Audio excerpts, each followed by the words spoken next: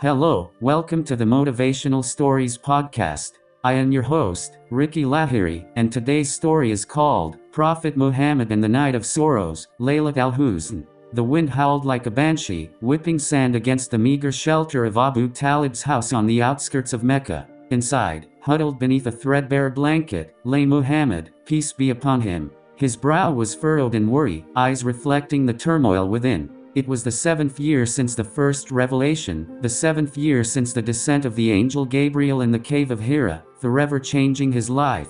These years had been a relentless storm. The message of Islam, one God, Allah, and equality for all, had challenged the very core of Meccan society. The powerful Quraysh tribe, custodians of the Kaaba and guardians of lucrative pilgrimage trade, saw their idols and traditions threatened. They mocked Muhammad, peace be upon him, ostracized him, and persecuted his followers. His own tribe, the Banu Hashim, offered some protection, but even that was fraying. Abu Talib, his uncle and guardian, a respected leader, was struggling to hold the fragile peace. Tonight, however, the news that shattered the fragile hope arrived. Abu Lahab, another uncle, notorious for his cruelty, had secured a decree from the Meccan leadership. A bounty was placed on Muhammad's, peace be upon him, head, effectively branding him an outlaw. Despair threatened to engulf him. He had lost his beloved wife Khadija, his pillar of strength, the year before. His closest companions faced daily abuse, some forced to flee Mecca.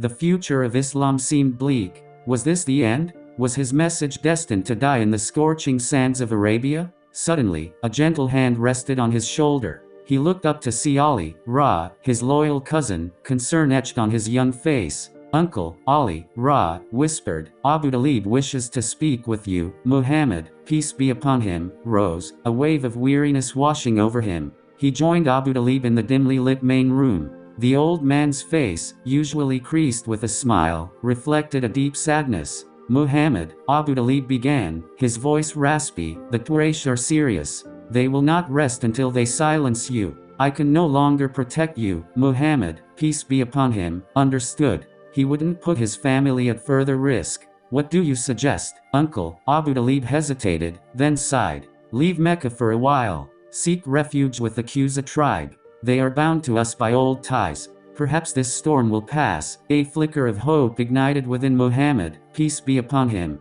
The Qusa might offer some respite. Yet, leaving his home city, the heart of Islam's message, was a bitter pill to swallow. He looked at Ali, seeking solace. Ali, sensing his dilemma, spoke up. "Uncle, let me accompany him. I will protect him with my life." Abu Talib nodded slowly. "Go, my sons. May Allah guide you." The night of the migration, later known as Laylat al-Huzn, the night of sorrows, was shrouded in secrecy. Under the cloak of darkness, Muhammad, peace be upon him, and Ali, slipped out of Mecca. The city that held his dearest memories now felt like a hostile stranger. Days turned into weeks. The refuge with the Qusa offered a temporary reprieve. However, the pull of Mecca remained strong. Every prayer, every recitation of the Quran, faced the Kaaba, a constant reminder of the struggle left behind. News from Mecca wasn't promising either. The persecution intensified, driving more Muslims into exile.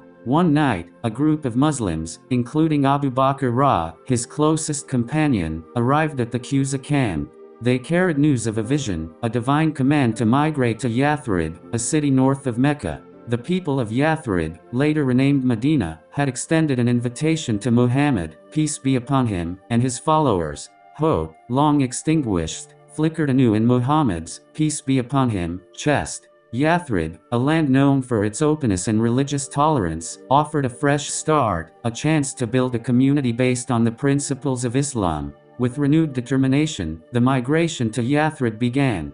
The journey was arduous, fraught with danger. The Quraysh, determined to stop the fledgling religion, sent pursuers. Yet, they failed to intercept the caravan. After weeks of travel, Muhammad, peace be upon him, reached Yathrib.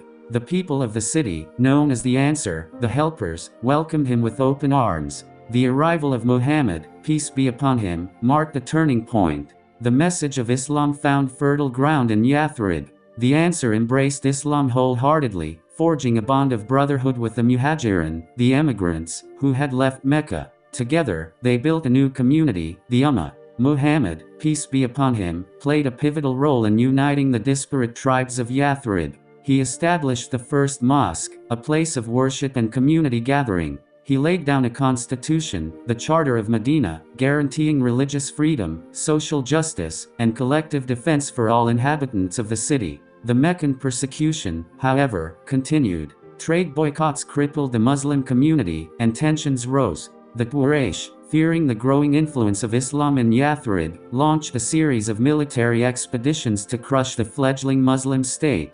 These conflicts, the battles of Badr, Uhud, and the Trench, tested the resilience of the Muslims. Though outnumbered and outgunned, they emerged victorious in Badr and Uhud, their faith and unwavering belief in Allah, God, fueling their courage. The Battle of the Trench, besieged by a vast Meccan army, saw the Muslims employ innovative tactics, ultimately forcing the Quraysh to retreat. With each victory, Islam's message resonated further. Tribes from across the Arabian Peninsula started embracing the new faith. Trade routes, previously closed to Muslims, reopened. Mecca, once a hostile city, felt the ground shifting beneath its feet.